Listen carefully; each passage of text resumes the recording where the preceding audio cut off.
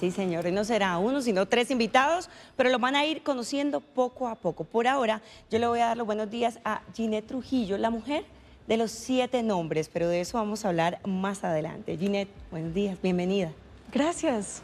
Ginette, después de entrar de forma forzosa a la guerra de nuestro país por el reclutamiento forzado, usted hoy nos va a contar cómo supera toda esta parte de su historia de vida y en lo que hoy se ha convertido.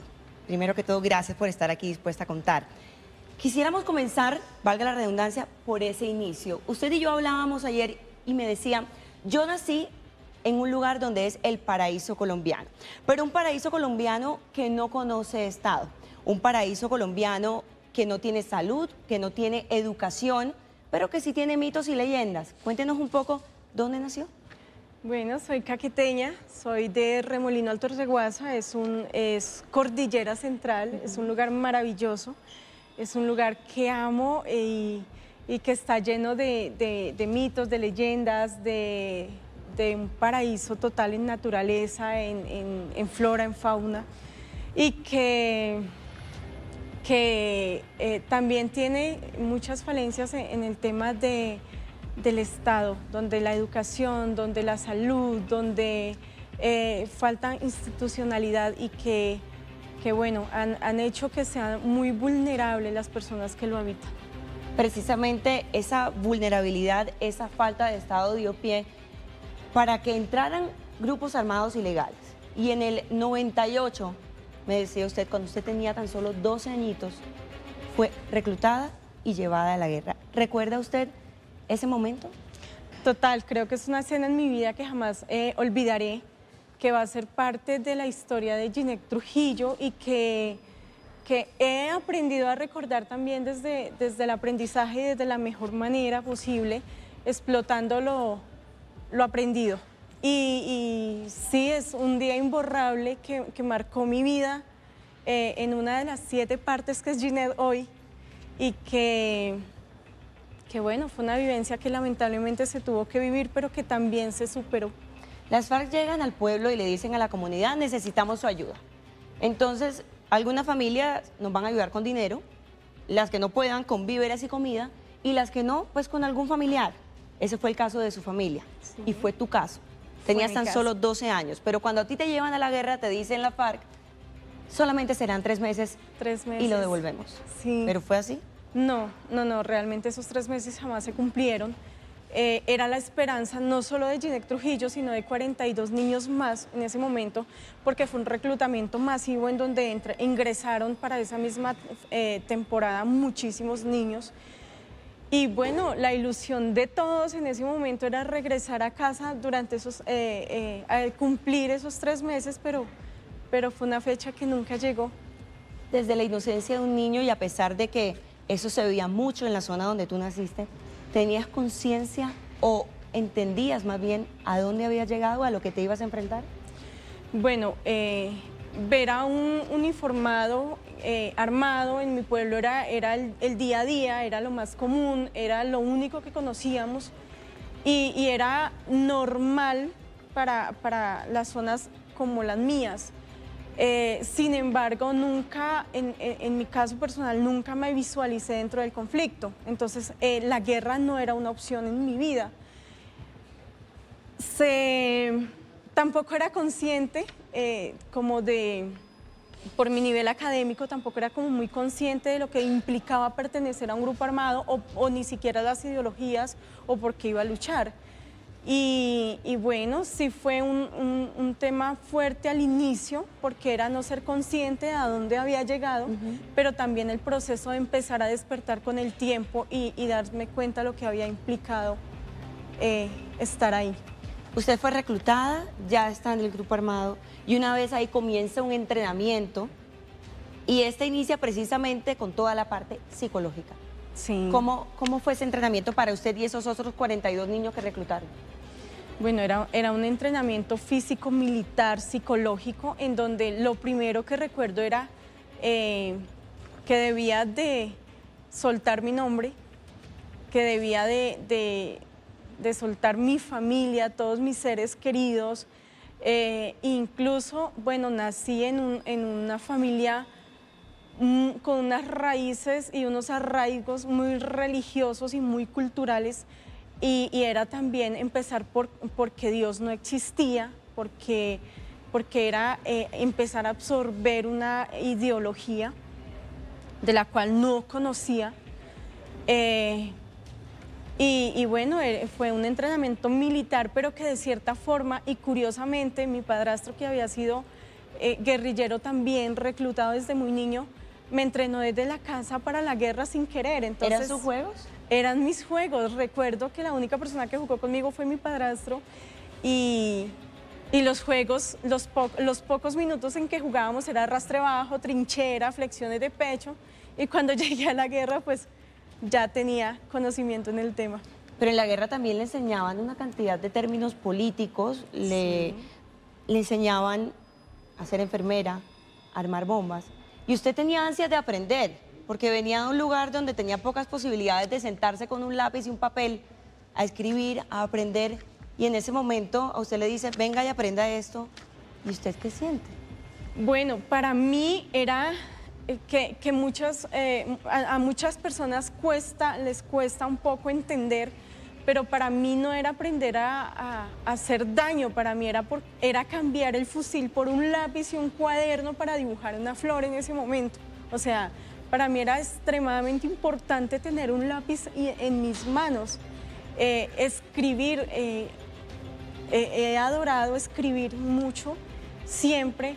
Y el soltar el fusil un minuto para dedicarme a dibujar flores era maravilloso y era algo que yo no cambiaba por nada del mundo, y por eso siempre quería estar estudiando. ¿Qué fue lo más duro a lo que se enfrentó mientras estuvo ahí? ¿De lo que qué, perdón? ¿Qué fue a lo más duro que se enfrentó mientras estuvo ahí?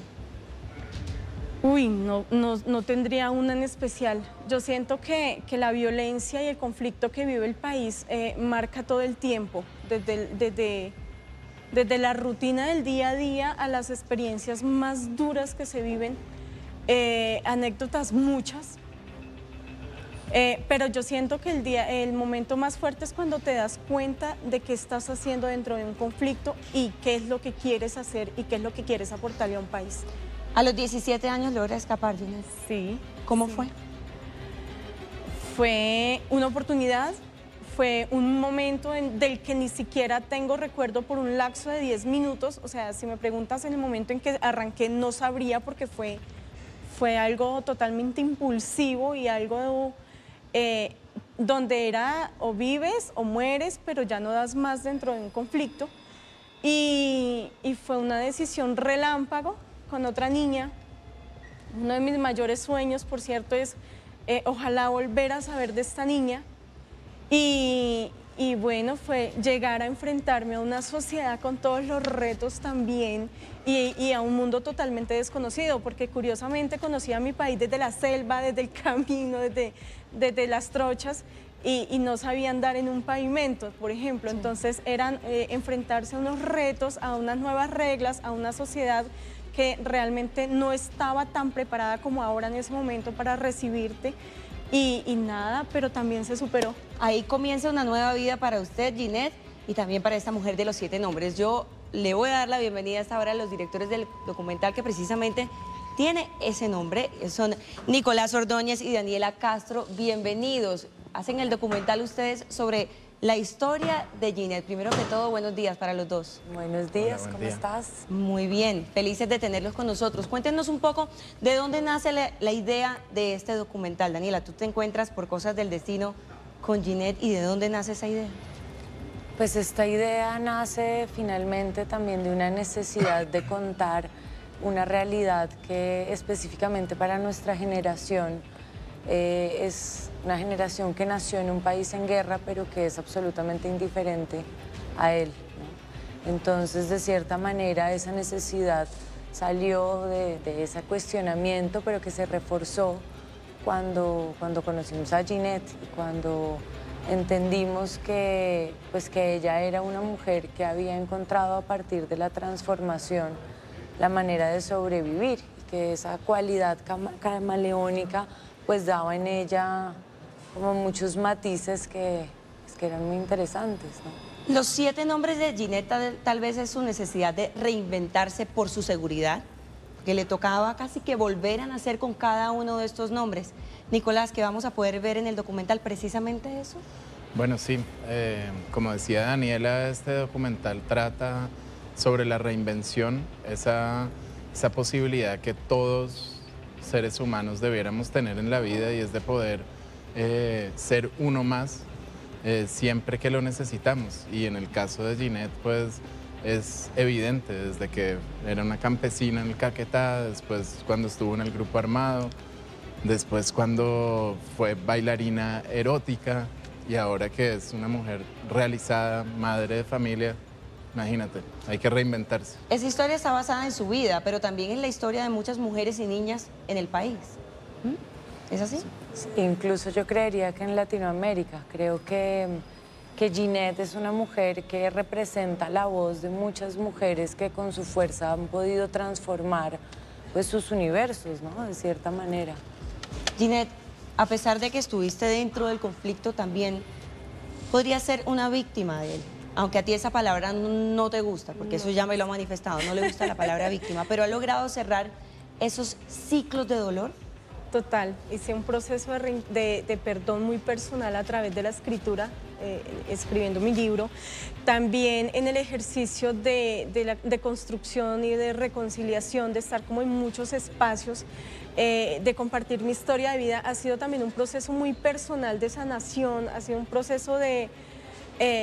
siempre lo he dicho e intento decirlo en todos los escenarios, y es más que el perdón de los demás, más que la aceptación de los demás, es el autoperdón, es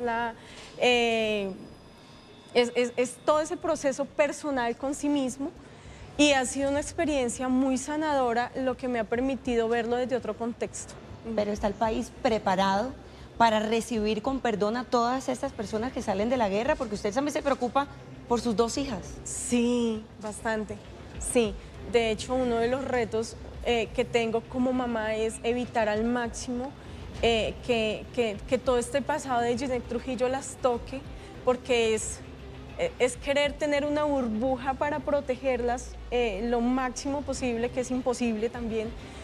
Y ha sido todo un reto como mamá, pero que parte de eso es trabajar precisamente por una nueva narrativa del país, por contar la historia desde otra perspectiva y que se conozca desde el lado humano, no desde lo político, no desde las posiciones, sino todos somos seres humanos, tenemos una historia, no somos héroes ni villanos, hemos sido parte de un conflicto lamentable que vive el país, y que siempre he dicho que no debería de existir en un país tan maravilloso como es el nuestro.